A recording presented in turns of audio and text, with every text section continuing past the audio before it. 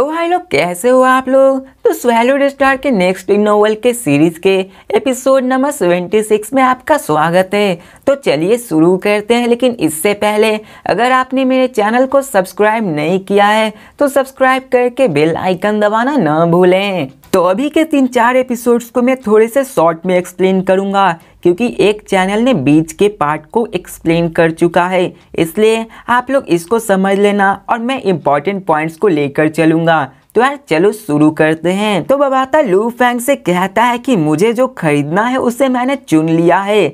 अब बबाता ने उसे सिर्फ एक ही सेकेंड में कर दिया होता है, इसलिए लू फैंग चौंक गया होता है। अब लू फैंग जल्दबाजी न करते हुए 3-4 घंटे और लेता है ताकि जियाई को शक न हो। अब वो 4 घंटे बाद जियाई से कहता है कि मैंने सब चीज चूज कर लिया है, और जो फाइल बबाता ने भेजी होती है वो उसे जियाई को दे देता है। और जब वो उसे खोलता है तो उसमें ढेर सारे लिस्ट होते हैं, इतने कि उसे अगर 10 पैसेंजर शिप में भी ले जाया जा सके तो उसमें नहीं अटेगा। अब जब जियाई उन लिस्ट को देखती है तो लू फैंग ने सिर्फ शिप के रिमेन्स को ही चुना होता है, और इसी कारण वो भी शॉक होती है। अब जियाई उन सारे का दाम जोड़कर कहती है कि ये सब टोटल 3 मोइन क्रिस्टल के बराबर हैं, और ये कैसा रहेगा। अब ये सुनकर लू फैंग चुप हो जाता है, और लू फैंग के माइंड में बबाता बहुत ही गुस्से में बोलता है कि 1 मोइन क्रिस्टल से हम 10 शिप को खरीद सकते हैं, और हर एक शिप का वजन 10,000 टन होता है, और ये तो सिर्फ 5,000 टन के मेटल के कचरे को बेच रही है, वो भी 3 मोइन क्रिस्टल में। अब लू फैंग जियाई से कहता है कि ये तो बहुत ही महंगा है, और वो डोजो लिमिट के हेड के शिप के साथ कंपैरिजन करके कहता है कि ये इतना वर्थ इट नहीं करता है। तो जियाई कहता है कि फिर 2 क्रिस्टल के बारे में क्या ख्याल है। तो लू फैंग इसके लिए मान जाता है, और वो उसे वेयर हाउस में रखने के लिए बोलता है। अब ये सुनकर बबाता को भी गुस्सा आ जाता है, क्योंकि उसने इसके लिए 2 मोइन क्रिस्टल दिए होते हैं, और अगर लू फैंग ने एक भी दिए होते तो जियाई इसके लिए मान जाती। लेकिन अब जबकि डील हो गया था तो अब क्या ही किया जाए। और अब फिर दूसरे दिन इसाडोरा वहां पे 9,000 टन्स के टुकड़े को लेके आती है, लेकिन इस समय लू फैंग सिर्फ एक ही क्रिस्टल को यूज करता है। ऐसा इसलिए क्योंकि जियाई चाइना की होती है, और लू फैंग ने चाइना वालों के साथ बहुत ही ज़्यादा अच्छा रिलेशन है, क्योंकि वो उसी देश में बिलोंग करता है, और कौन नहीं चाहता कि उसका अपना नेशन ग्रो करे। अब उन सारे सामान को आने में 2 महीने का टाइम लगने वाला था। अब फिर सीन चेंज करके हमें जियांगनान बेस को दिखाया जाता है, जहाँ पे लू फैंग अपने 2nd फ्लोर पे ट्रेनिंग रूम में होता है, और वो ट्रेनिंग रूम 2 भागों में डिवाइड होता है, जिसमें से एक उसकी ट्रेनिंग के लिए होता है और दूसरे में एंशिएंट ग्रेविटी डिवाइस लगा हुआ होता है। और फिर लू फैंग उस ग्रेविटी रूम में जाता है, जो कि 1 से 1000 टाइम्स ग्रेविटी ऑफ अर्थ होता है। और अब बबाता कहता है कि तुम लोग इसे बिजली से चलाते हो, इसलिए ये इतना यूजेबल नहीं है। और बबाता फिर अपना एक C12 क्रिस्टल को यूज करता है, जो कि उसे पावर देता है, जिससे कि वो ग्रेविटी रूम्स 0 से 1000 टाइम्स से बढ़कर 0 to 19,000 टाइम्स तक बढ़ जाता, और ये इस ग्रेविटी रूम की लिमिट भी थी। अब बबाता कहता है कि मैं इसमें कुछ और करके इसे और भी बढ़ा सकता हूँ, लेकिन लू फैंग कहता है कि अभी के लिए इतना ठीक है। और फिर लू फैंग को वो बात याद आती है जब होंग ने उसे एक वॉरियर की क्लिप दिखाई थी, जब वो एक ड्वार्फ प्लैनेट पे लड़ रहे होते हैं, और उसकी ग्रेविटी 300 मिलियन टाइम्स होती है, और लू फैंग कहता है कि ये तो उसके सामने कुछ भी नहीं है। और अब फिर दूसरे दिन जब बबाता उसे मॉडिफाई कर देता है, तो वो लू फैंग को डायरेक्टली 100 ग्रेविटी से स्टार्ट करने के लिए बोलता है। अब एचा अलायंस की तरफ से भी सामान आ गए होते हैं, और वो उन सारे सामान को बबाता अपने वर्चुअल स्पेस में स्टोर कर लेता है। अब लू फैंग के पास भी एक स्टोरेज रिंग थी, लेकिन बबाता की स्टोरेज रिंग कुछ ज़्यादा ही बड़ी थी। अब लू फैंग बबाता से पूछता है कि तुम्हें शिप बनाने के लिए कितना टाइम लगेगा।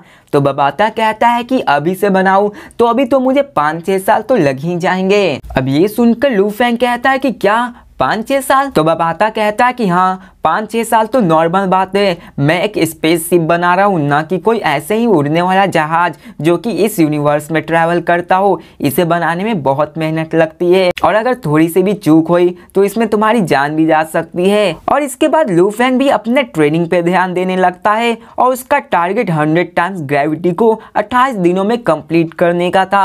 अब लू फेंग ऐसे ही प्रैक्टिस करने लगता है और फिर ऐसे ही करते करते वो 1088 ग्रेविटी पे भी आ चुका था और वो आगे बढ़ते ही जा रहा होता है। और जैसे जैसे वो ट्रेन होता है वो एक एक मोइन क्रिस्टल को भी एब्जॉर्ब कर रहा होता है, जिसके कारण उसके इंटरनल ऑर्गन्स और भी ज्यादा इंप्रूव होने लगते हैं। और अब बबाता लू फेंग को एक मोइन क्रिस्टल को एब्जॉर्ब करने के लिए देता है और जो एनर्जी मोइन क्रिस्टल से निकलती है वो एकदम प्योर होती है। अब यहाँ पे लू फेंग का बॉडी मोइन क्रिस्टल को एब्जॉर्ब कर रहा होता है और लू फेंग की कॉन्शियसनेस बबाता के पास थी और वहाँ पे बबाता उसे फाइटर की ट्रेनिंग सिखाता है जिसमें मार्शल आर्ट्स आते हैं।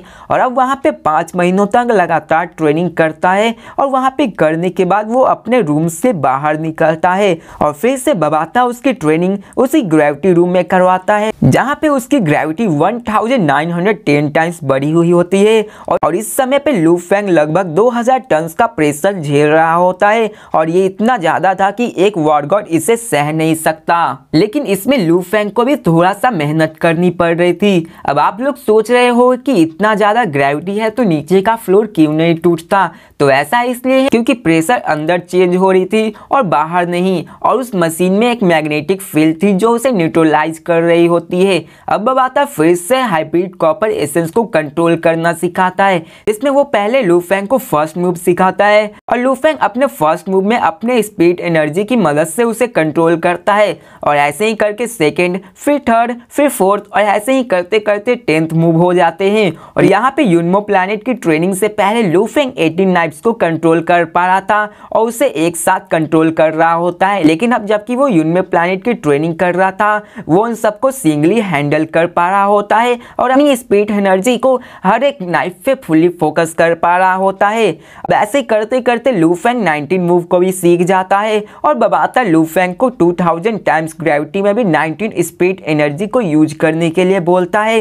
ताकि वो और भी ज्यादा ग्रो कर सके और उसे अच्छे से इस्तेमाल कर सके। अब फिर बबाता लू फेंग से कहता है कि तुम कंट्रोल साइड से अच्छा कर पा रहे हो, इसके 8 बेसिक स्टेप को और करना बाकी है जो कि है control, despair, acute, tenacity, flexible, strength, dance, illusion and harmony. और इस बार वो लू फेंग को एक्यूट स्टेप को परफॉर्म करने के लिए बोलता है। अब 5 महीने पहले वो सिर्फ 18 नाइफ्स को कंट्रोल कर पा रहा होता है लेकिन अब वो 19 नाइफ्स को कंट्रोल कर पा रहा होता है, वो भी बड़े ही आराम से। अब भले ही ये प्रोग्रेस छोटी हो लेकिन लू फेंग की पावर बहुत ज्यादा जल्दी बढ़ रही होती है और अगर वो कंट्रोल के 9 स्टेप्स को भी सीख जाएगा तो वो अपनी स्पीड एनर्जी से एक आयरन पैनल बना सकता है जिससे कि वो अपने एनिमी को भेज सकता है बिल्कुल एक सुई की तरह और वो उस आयरन पैनल को एक वेपन की तरह भी इस्तेमाल कर सकता है। अब फिर यहाँ सीन चेंज करके हमें साल 2060 12 जनवरी के दिन को दिखाया जाता है जहाँ पे लू फेंग के चारों तरफ वो श्रैड्स घूम रहे होते हैं और लू फेंग अभी 13,100 ग्रेविटीज में बैठा होता है और ये इतना था कि अर्थ का कोई भी स्टार ट्रेवल लेवल का बंदा इसमें एक्सप्लोड हो जाए। और इसी के साथ लू फेंग के अंदर जो ब्लड रेड आर्मर भी होता है वो भी गायब हो जाता है और इसी के साथ लू फेंग स्टार ट्रेवल लेवल 3 में भी आ गया होता है। अब लू फेंग बोलता है कि मैंने 4 महीने पहले ही अपने फाइटर साइड के स्टार लेवल 3 में ब्रेक थ्रू कर लिया था लेकिन मैं अभी जाके स्पीड रीडर के लेवल 3 को ब्रेक थ्रू कर पाया हूँ। और लू फेंग के स्टार ट्रेवल लेवल 3 पे आ जाने के बाद लू फेंग पूरी तरह से कॉन्फिडेंट था कि वो थर्ड एल्डर को बड़े ही आराम से अपने फाइटिंग स्पीड के मदद से हरा सकता है और वो भी अपने स्पीड पावर की यूज किए बिना। और एक स्पीड रीडर होने के कारण वो फोर्थ एल्डर को भी बड़े ही आराम से हरा सकता है क्योंकि अभी लू फेंग उनसे कई ज्यादा ताकतवर हो चुका था। और अभी के मुताबिक लू फेंग के पास सोरिंग शटल और आर्क ब्लेड कटर होता है और उसी के साथ उसके पास हाइब्रिड कॉपर एसेंस होते हैं और क्लाउड कॉन्टेक्ट वाइन और ब्लड रेड आर्मर भी थी। अब लू फेंग एक्सटर्नली और इंटरनली पावरफुल हो गया था और वो अभी यूनमो प्लैनेट का डिस्पल कहलाने के लायक था। अब तभी लू फेंग के पास जूजिन ज्यूजिन का कॉल आता है जो कि GF-BF की बातें हैं, तो इसको मैं स्किप करता हूँ और शॉर्ट में आपको समझा देता हूँ क्योंकि एडमिन सिंगल है। अब लूफेंग ज्यूजिन से मिलने जाता है जहाँ पे ज्यूजिन ने अपने हाथों से खाना बनाया होता है। अब लूफेंग नहाता है और ज्यूजिन आती है, खाना पकाती है, लूफेंग खाता है, खाने की तारीफ करता, तारीफ पे तारीफ किए जाता है। और यहाँ पे लूफेंग ज्यूजिन को एक पेंडेंट देता है जिसमें प्रोटेक्टिव एबिलिटीज थी जो कि उसे प्रोटेक्ट करती रहती। अब यहाँ पे शादी की बात होने लगती है, दोनों में हंसी मजाक होने लगती है। तो देखो आपने कितने शॉर्ट में मैंने समझा दिया, तो इसी बात पे इस पे लाइक करो। अब आप लोग इन सब को इमेजिन कर लेना क्योंकि मैं इसको डिटेल में नहीं समझाने वाला हूँ। और अब फिर यहाँ पे ड्रामा होने के बाद फिर हमें बाहर के बारे में बताया जाता है कि मिस्टी आइलैंड के बाद सारी जगह शांति छा गई होती है और पांचों कंट्रीज के पास मोइन क्रिस्टल थे और 259 में रिप्रेजेंटेटिव की संख्या बहुत ही गिने चुने थे। लेकिन अब 2060 में मोइन क्रिस्टल की वजह से 81 रिप्रेजेंटेटिव की संख्या हो गई थी। इसका मतलब ये है कि पहले कुछ ही स्टार ट्रैवल लेवल के बंदे थे, लेकिन अब 81 स्टार ट्रैवल लेवल के बंदे आ चुके हैं। और ये न्यूज़ धरती वालों के लिए बहुत ही अच्छी थी क्योंकि जैसे जैसे फाइटर की संख्या बढ़ेगी धरती पे उन मॉन्स्टर का सामने करने के और भी आसान तरीके हो जाएंगे। लेकिन उन्हें क्या पता असली मॉन्स्टर किसे कहते हैं, और वो जल्द ही आने वाले हैं। आने वाले क्या है, अगले वीडियो में ही आ जाएंगे। तो मिलते हैं नेक्स्ट वीडियो में, तब तक के लिए बाय।